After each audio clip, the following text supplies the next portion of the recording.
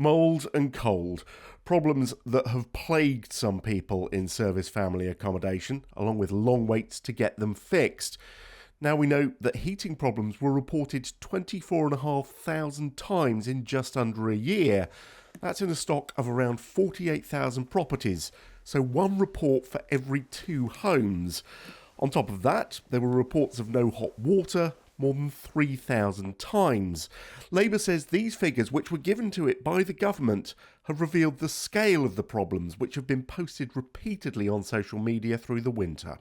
In the last year, we've had just over 24,000 reports of problems with heating. That's 51% of all service family homes having a problem with their heating in the last year. That not only shows that there's a real problem with the upkeep and the maintenance of that property, it also shows that this is a huge problem. This isn't something that's only affecting a few families living in defence housing, it's affecting over half of all homes. That's simply not good enough.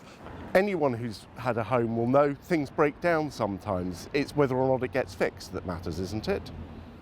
Well, it is getting it fixed, and that's the problem as well, because we also know from figures released by the government that there have been long delays in getting heating fixed in service family accommodation, and that this is directly contributing to a fall in morale. We know that to retain and recruit the very best people in our armed forces, we need to provide affordable, suitably located and decent quality accommodation for them and their families to live in, but that's not happening at the moment.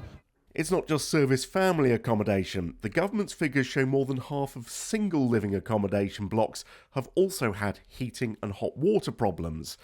The opposition, though, wants more than numbers, and so now it is asking people to confidentially share the stories of the problems they've had with forces housing.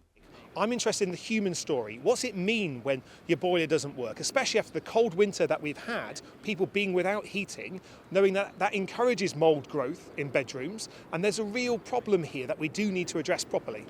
But if people share their story with you, what happens to it? Does it do anything to get that problem fixed now? Yeah, what we'll be looking at is marrying up those lived experiences, the information that's shared by service personnel and their families, with the data that the government's already released, so we understand where the real problems are, which bases need to be dealt with first, and what are the problems that need to be fixed.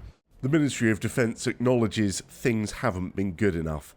It says no home should be left without heating or hot water for more than 24 hours and calls it completely unacceptable that some personnel and their families have not been receiving the level of accommodation they deserve. But it says it's been working with suppliers to make sustained improvements. Now it says no more than 1 in 1,000 of its homes is suffering total heating loss for 48 hours or more.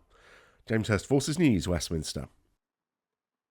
If you enjoyed watching this video, don't forget to like and subscribe to our channel.